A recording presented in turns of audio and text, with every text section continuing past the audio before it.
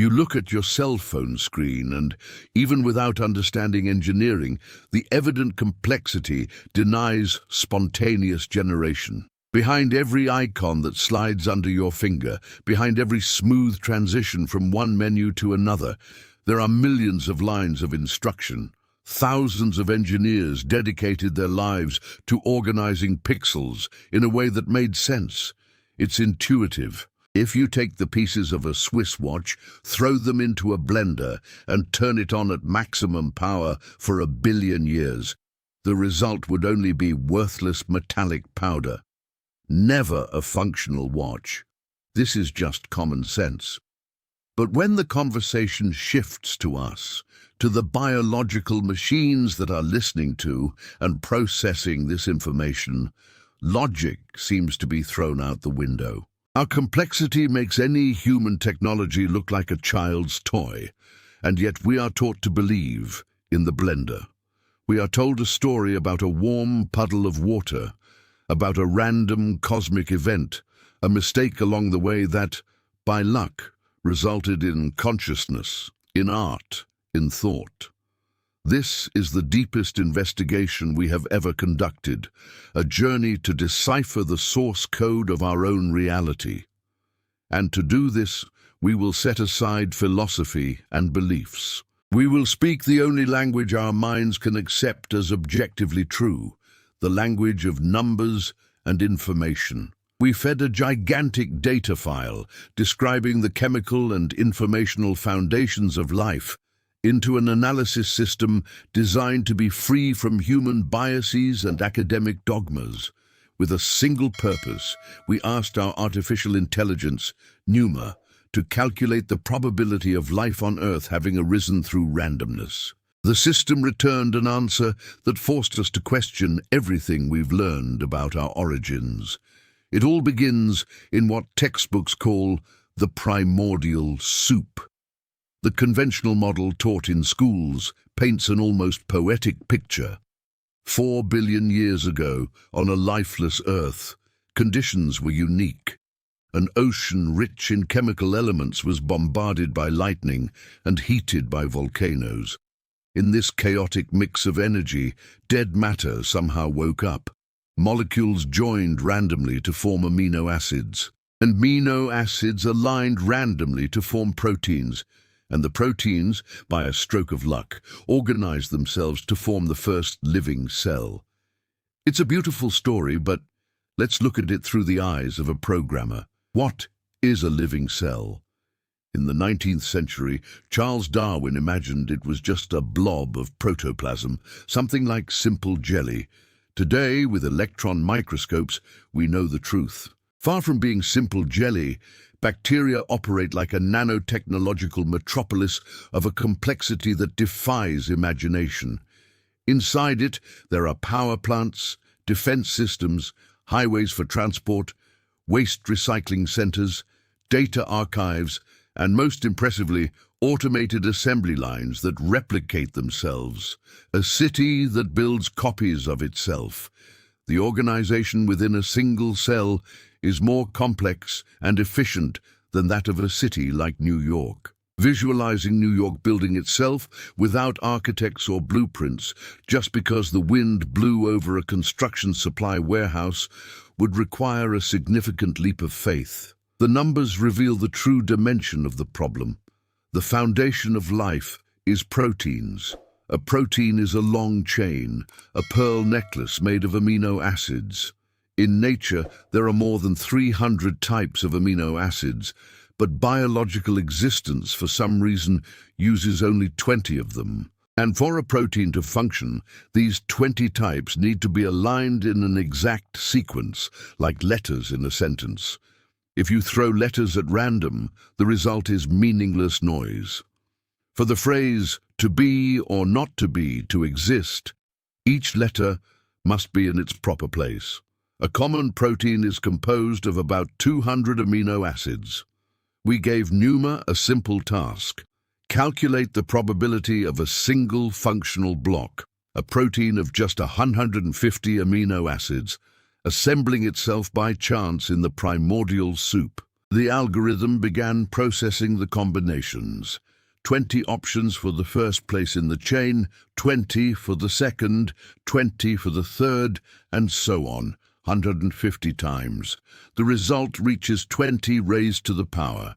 The probability of a single functional protein arising by chance is 1 in 10 raised to 164. To understand the magnitude of this number, look at the cosmos. In the entire observable universe, from one end to the other, there are about 10 raised to 80 elementary particles. There are fewer atoms in the entire cosmos than the number of ways to assemble a single wrong protein.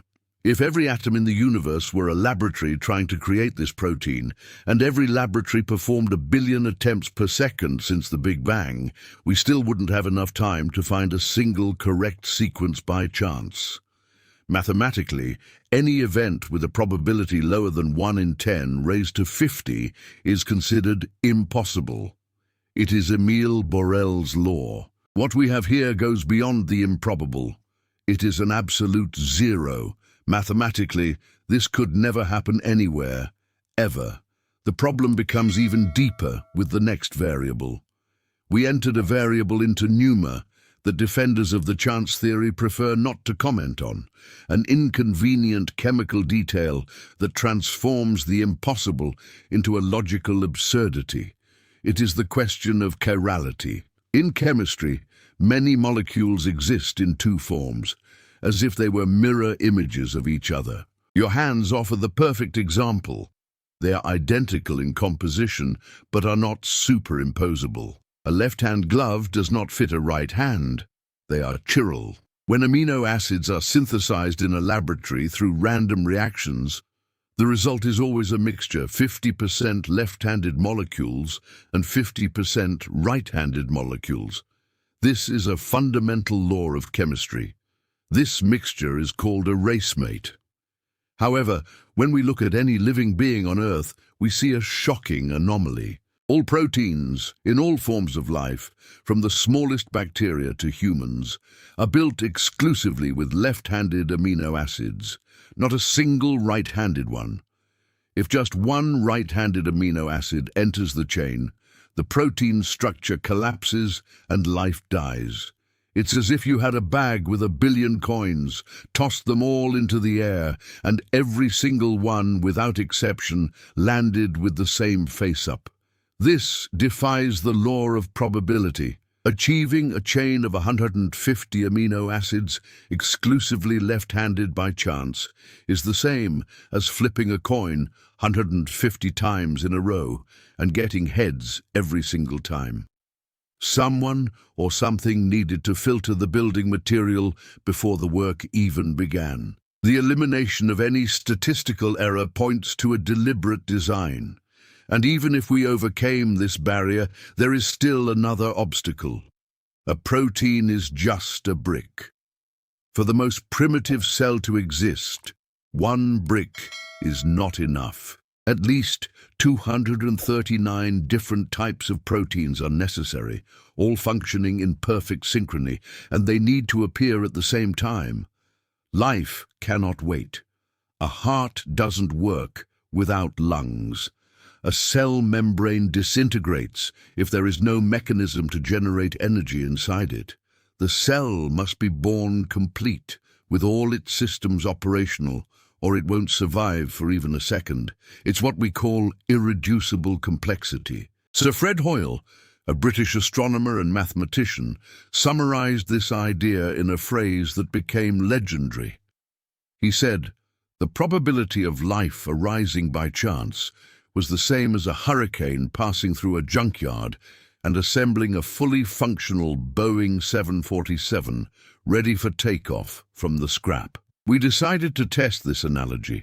We entered the parameters of the chemical junkyard of the primordial soup and those of the Boeing of the simplest cell into NUMA. The system concluded that for the random assembly of the minimum set of proteins, more time would be needed than the age of our universe. Even if the universe were 1 billion times older, the time still wouldn't be enough. This happens because nature follows a ruthless law, the second law of thermodynamics. Everything in the universe tends toward chaos, not order. A machine rusts, a building collapses, a body decomposes, order unravels spontaneously. We never observe the opposite. We never see rust come together to form a car or dust unite to create a computer.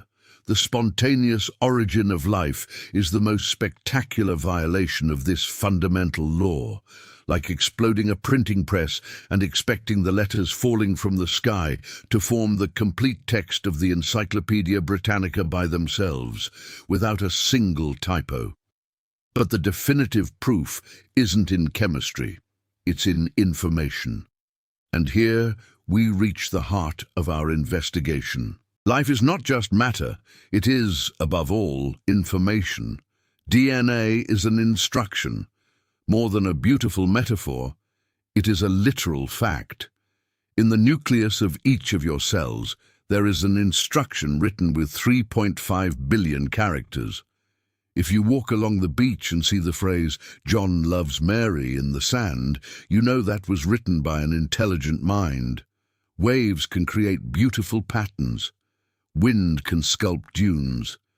But neither the wind nor the waves can create a message. Information in all its forms always originates from an intelligence. Matter can be the medium for information, like paper is for a book or silicon for a chip. But matter does not create the information it carries. The poet writes poems using ink and paper only as a medium. DNA is the densest and most complex data storage system in the universe, and we are asked to believe that this perfect program wrote itself. It's the same as believing that a complex operating system emerged spontaneously because of a power surge in the electrical grid. The hypothesis of an accidental origin of life is, therefore, mathematically and informationally unsustainable. Biological existence is based on a program, and where there is a program, there is always a programmer. We live in the age of big data. Every day, humanity generates an amount of information so vast that it is difficult to measure. Your photos, messages, bank transactions, videos, satellite data, all of this merges into a gigantic digital ocean. To store this colossal volume, we build cyclopean structures called data centers. They are immense warehouses the size of soccer fields, filled with servers that consume absurd amounts of electricity and require powerful cooling systems so they don't melt. We take pride in these achievements. We believe our progress in data storage is the pinnacle of engineering, but we are mistaken. Our investigation, conducted with the help of the analytical system NUMA, revealed a disconcerting truth. Compared to the technology hidden inside every cell of your body, our best servers are like the clay tablets of the ancient Sumerians. A superior intelligence solved the problem of data storage in a way that is still far beyond our capability. The secret lies in compression. We gave NUMA a very specific technical task. Compare the efficiency of the most advanced hard drive ever created by man with the DNA molecule. We loaded parameters for recording density, energy efficiency, and durability. The result, the algorithm showed us, looked like a calculation error. The difference between our technology and the creator's technology is not a matter of a few times or percentages. The difference is by orders of magnitude, millions, billions of times. Recording density is the first point of shock. A modern hard drive with a capacity of 1 TB is a complex device weighing about 100 gra. If we recorded that same terabyte of data in DNA, do you know how much space it would occupy? A single gram of DNA can theoretically store 455 exabytes of information. 1 exabyte is 1 billion GB. That's 455 billion gigabytes in 1 G of matter. To translate this into a clearer image, If we wanted to record all the information ever created by humanity, all the books, movies, music, all the internet databases, absolutely everything, infinite fields of servers would become obsolete, because our species' entire digital heritage would fit into a single teaspoon of DNA, and there would still be space left. The disparity is overwhelming. A teaspoon against millions of square kilometers of servers. It is a technology that is ahead of our civilization, not by decades, but by millennia. It is the physical limit of matter. Computer scientists know a concept called the Shannon limit, which defines the theoretical maximum information density that can be transmitted or stored without loss. We humans are still only approaching this limit in our best laboratories. DNA has been operating at this limit for billions of years. The reason for this is that DNA uses three-dimensional encoding. Our hard drives are two-dimensional planes. DNA is a spiral, a volumetric structure where information is packed into every atom of space. But density is only half of the miracle. The other half is the packaging architecture. And here we encounter an engineering solution that makes the world's best programmers feel like amateurs. If you stretched out the DNA from a single cell in your body in a straight line, it would be about 2 meters long. This 2-meter line needs to be compacted inside a cell nucleus that has an average diameter of 6 micrometers, 6/1000ths of a millimeter. The task is equivalent to taking a thin fishing line 40 kilometers long and storing it in an organized way inside a tennis ball. But it's not just about stuffing it all in there, it's a matter of archiving with instant access. If you simply crumpled 40 kilometers of line into a ball, you would never find a specific section. It would be a useless tangle of knots. But the DNA in the nucleus is not tangled, it is organized. There is a multi-level filing system, similar to a computer's file system, but in 3 dimensions. The DNA strand is wrapped around special protein spools called histones. Then, these spools are twisted into a thicker spiral. This spiral folds into loops which in turn twist into supercoils, forming what we see under the microscope as a chromosome. It is compression within compression, repeated at various levels. The most impressive part is that this is not a static archive. It is a living library. When the cell needs an instruction, such as how to produce insulin, it doesn't unpack the whole file. Molecular robots find the exact segment, unroll only the necessary spool, read the program, and roll it back up instantly. It is a random access memory, implemented at a molecular level, with an efficiency that borders on 100%. An archival structure of this magnitude, with instant access, could not arise by chance. It is a top-tier engineering project.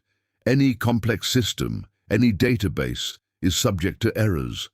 Radiation, chemical attacks, ultraviolet rays. All of this constantly bombards our cells, trying to break the DNA chains, erase information, and introduce chaos. In theory, life should have disappeared in a few generations due to the accumulation of critical errors. Data should have degraded, the file should have been corrupted. But we are alive. Organisms have flourished for billions of years. Why? Because embedded in this perfect hard drive, there is also a perfect security system. In DNA, there is a mechanism that checks the integrity of the data and repairs it in real time. Energy efficiency is another abyss between us and the original design. The internet today consumes about 10% of all the world's electricity. Servers heat up and need air conditioning. Keeping data is expensive. DNA stores information at room temperature. It doesn't need gigawatts. The consumption to store 1 bit of information in DNA is billions of times lower than in our most modern memory cards. It is green technology at its absolute level. The creator of this system solved the energy crisis before it even existed. the most critical issue for our technology is durability. How long does your data survive? A hard drive can fail in 5 years. A flash drive can die in 10. Optical discs deteriorate. Paper disintegrates in a few centuries. We live in the age of digital amnesia. Formats change. Media is destroyed. Now, look at DNA. In 2013, scientists decoded the genome of an ancient horse that lived 700,000 years ago. Its bones remained in the ice for almost 1 million years, and we can still read its instructions. DNA is an incredibly stable molecule. If kept in a dry, cool, and dark place, it can preserve information for hundreds of thousands, perhaps millions of years. It is like an airplane's black box designed to survive disasters. Our genome is a black box designed to carry information through the ages. But if information is so important, why for decades did scientists tell us that 98% of this program was useless? Have you heard the term non-coding DNA, popularly called junk? For a long time, we were taught that our genome was a graveyard of evolutionary debris, that only 2% of genes were useful and the rest was functionless ballast. We were told this was proof of the absence of a creator. What engineer would design an instruction with 98% junk? This, according to them, proved blind and chaotic evolution. We decided to verify this claim. We fed the dataset of so-called non-coding DNA into NUMA's analytical core.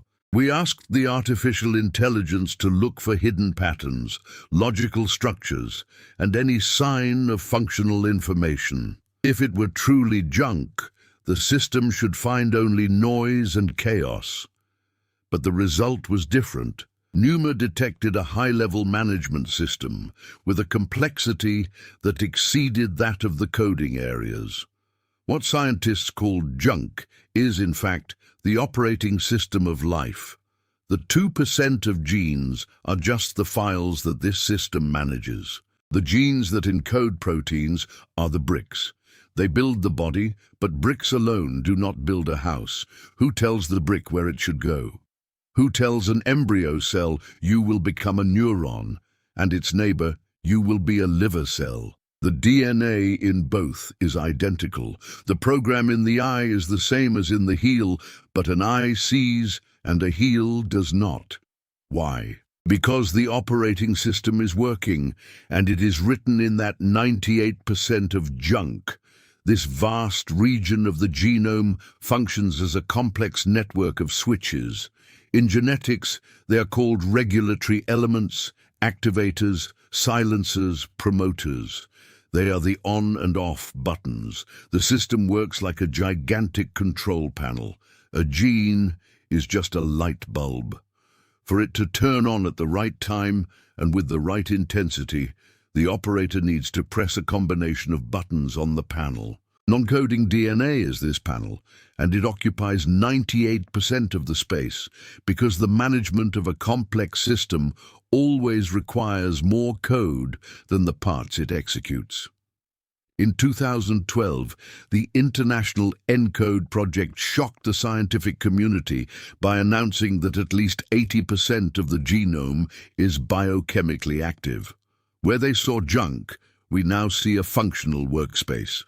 And every year, this number increases.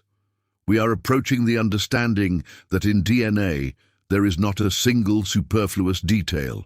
The myth of junk DNA has been dismantled. Every letter has its place. Every repetition has a rhythm and a function. If DNA is such a perfect structure, where instruction manages the machine, the greatest logical paradox of all arises. A paradox that paralyzes any materialist theory about the origin of life. From an engineering perspective, the problem reveals a paradox. To read the DNA program, specialized proteins called enzymes are needed. But to create these proteins, it is necessary to read the DNA program. What came first, the program or the machine to read it? The instruction to build the robot is inside the robot's own memory, but the robot has not yet been assembled so that it can access that instruction. It is a closed circle, a logical dead end. As children, we all heard the famous question, which came first, the chicken or the egg?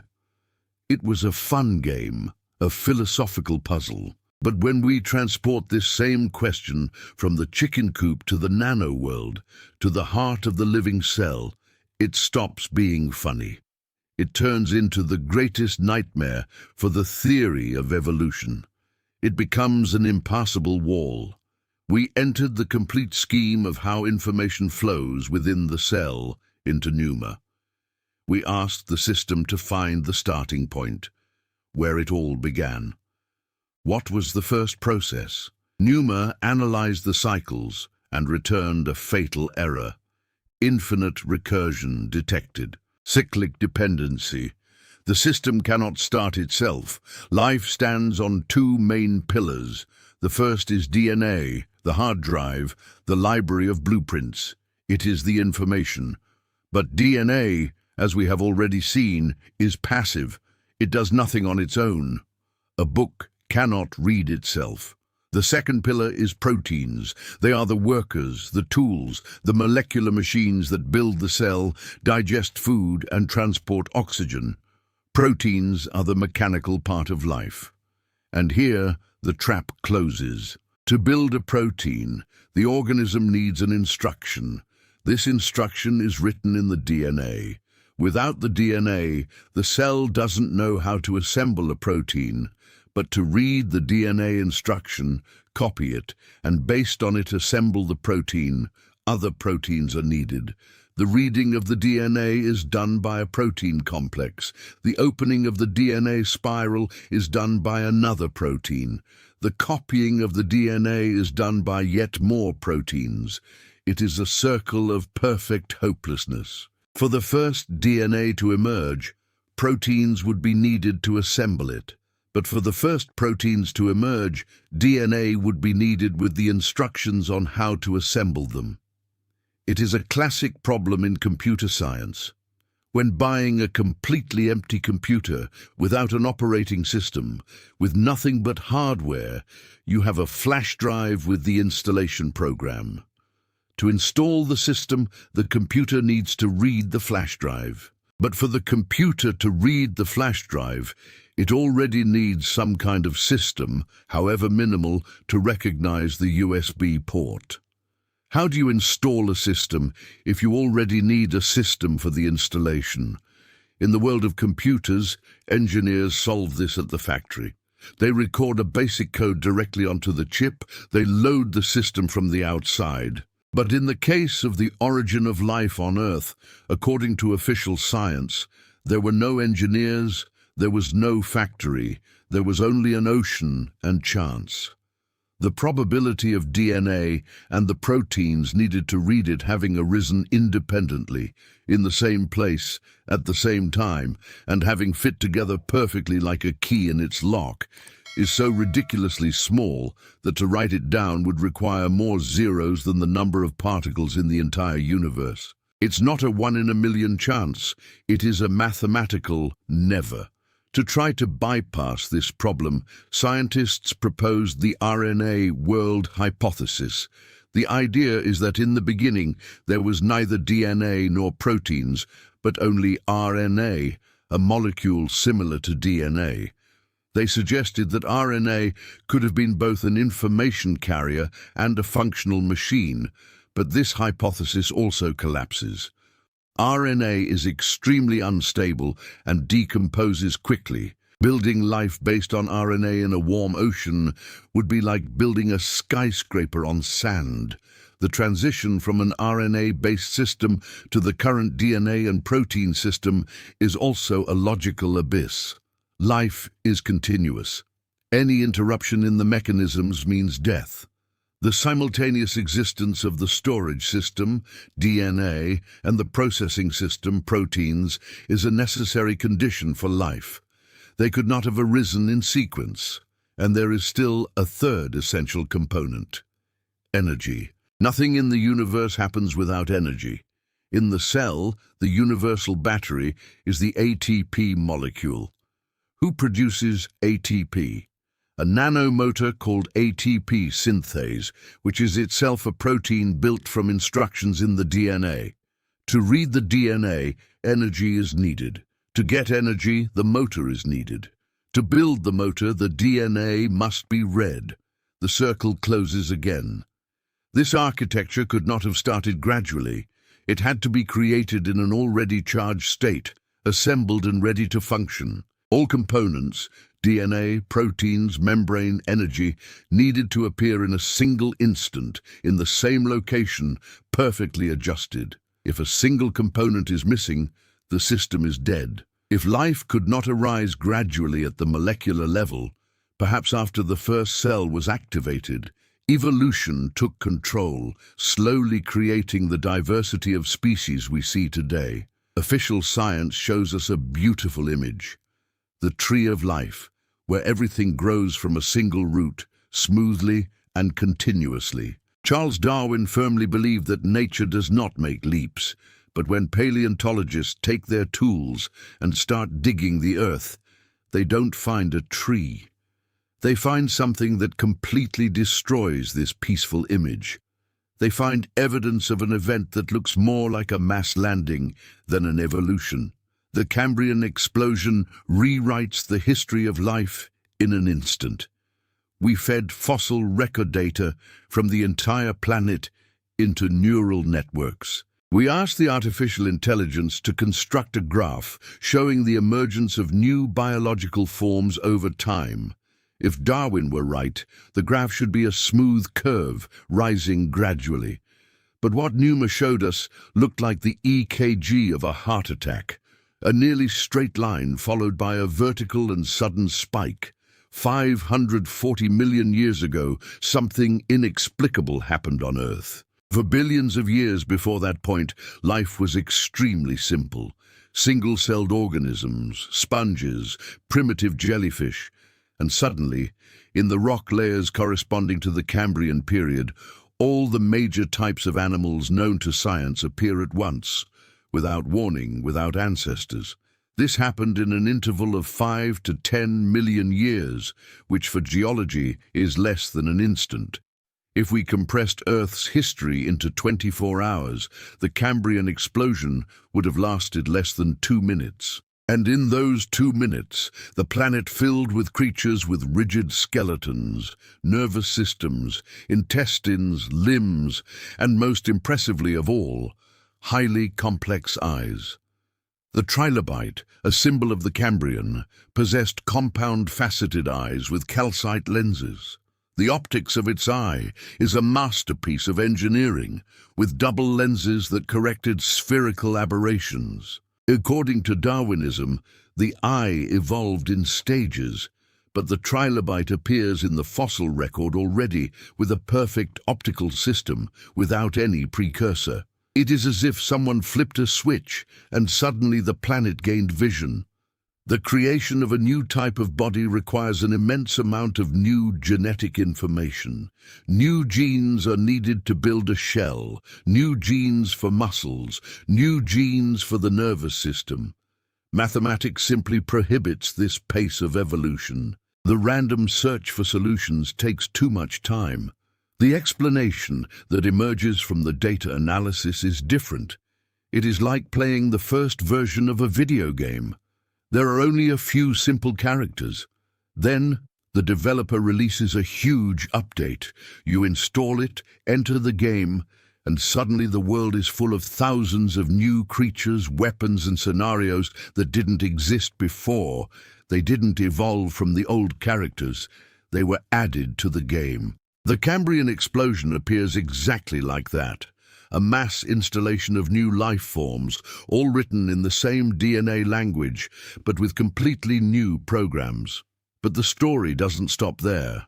Artists sign their paintings. Architects leave their marks on buildings. Programmers hide their names in code. It is natural that an intelligent mind would want to claim authorship of its creation. If the universe and life are products of a superintelligence, it is logical to assume that it left its signature, an invisible watermark that confirms the authenticity of the work. We are not looking for inscriptions in Hebrew or Latin.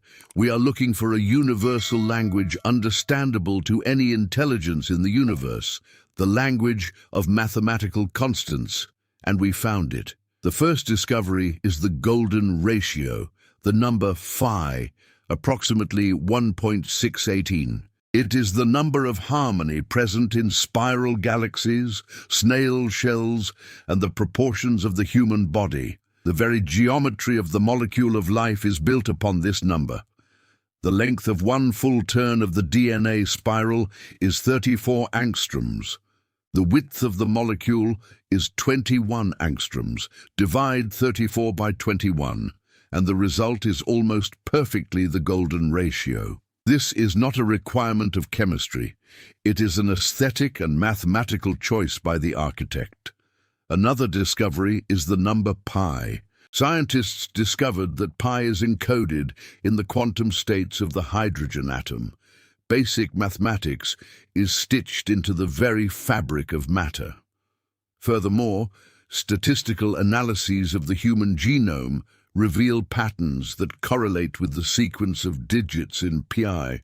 It is like a hidden message within other information. And there is also the number 37, which appears with frightening frequency in the genetic code in arithmetic symmetries related to the masses of the particles that make up amino acids. The probability of random chemical compounds having masses that add up in such elegant decimal arithmetic is practically zero. It looks like a checksum, a barcode. These patterns were left to be discovered by a civilization that reached a technological level sufficient to decode DNA and understand advanced mathematics. It is a message that says, "You have grown up, you have learned to read. Now you can see that I was here." In criminology, there is a method called criminal profiling. Investigators, without having a photo or a name, manage to trace a precise psychological profile of a criminal just by studying the crime scene. By the nature of the evidence, the method of operation, the tracks left behind, they understand the type of mind they are dealing with. We judge the creator by his creation. We judge the programmer by his instruction. When applying systems analysis to the genetic code, a clear profile emerges of the one who wrote the DNA. We will do this not based on ancient texts, but based on systems analysis. We entered all the characteristics of the genetic code we discovered into NUMA, compression density, digital nature, mathematical signatures, the data protection system, and the mass updates of the biosphere. And we asked the artificial intelligence to respond. What are the characteristics of the creator of a system like this? First, the intelligence operates outside our space and our time. If you create a computer game, you are not a character made of pixels within the game. You are on the outside, in a reality with more dimensions and possibilities. The DNA code and the laws of physics are the rules of our universe. Whoever established them cannot be limited by them. This entity is not subject to time, because time is part of the program it wrote. For it, the Big Bang and this exact moment exist simultaneously like files on a hard drive. Additionally, one notices an obsession with efficiency. The architect is a perfectionist of optimization. As we have seen, there is nothing superfluous in the DNA. The universe is built on the principle of least action. Light always chooses the shortest path. It is the mark of an engineer who prefers elegant solutions over brute force. He values intelligence over power. His strength lies in precision, not volume. Finally, there is a deep appreciation for aesthetics. We find the golden ratio and fractals. The system could be functional and at the same time ugly. A concrete box is a functional house, but the universe is beautiful. Beauty is embedded in the mathematics of atoms. For the architect, Aesthetics is a constant as fundamental as gravity. He is an artist whose brush is light and whose canvas is the vacuum. The nature of our reality also becomes clearer. DNA is a digital instruction. Quantum physics tells us that at the deepest level, matter is discrete. There is a minimum length and a minimum time. This means our world is not analog, it is pixelated. It has a resolution. Our reality appears to be a computational process, but this is not a cold and purposeless simulation. The analysis of DNA shows that the code is capable of learning and adapting. The architect did not write a script where everything is predetermined. He created a system with rules and gave it freedom. This is the profile of a teacher or an experimenter. He does not want robots that follow commands blindly. He seeks autonomous agents capable of making decisions, making mistakes, learning and creating. The recent discovery of CRISPR technology, which allows us to edit DNA, means we have administrator rights. No tyrant would give his slaves the keys to their own chains. Therefore, the architect is not a tyrant. He delegates power. He wants us to become co-authors. This leads us to a moral question. Good, creation, and love represent high order. Evil, chaos, and destruction are bugs, entropy. Societies built on altruism and cooperation survive longer and process information more efficiently than societies of egoists. Morality is not a human invention. It is a law of system optimization established by the architect. Loving your neighbor is mathematically advantageous for the survival of the code. The mirror of science reflects something undeniable. Life is not an accident. It is a high-tech project. DNA is the language in which the program of our existence was written. We have been equipped with protection, instructions, and free will. The goal of the project is the creation, preservation, and evolution of complexity, the transformation of dead matter into living spirit. This changes absolutely everything for you. If you are an accident, your life has no meaning. You are just temporary mold on a rock floating in the void.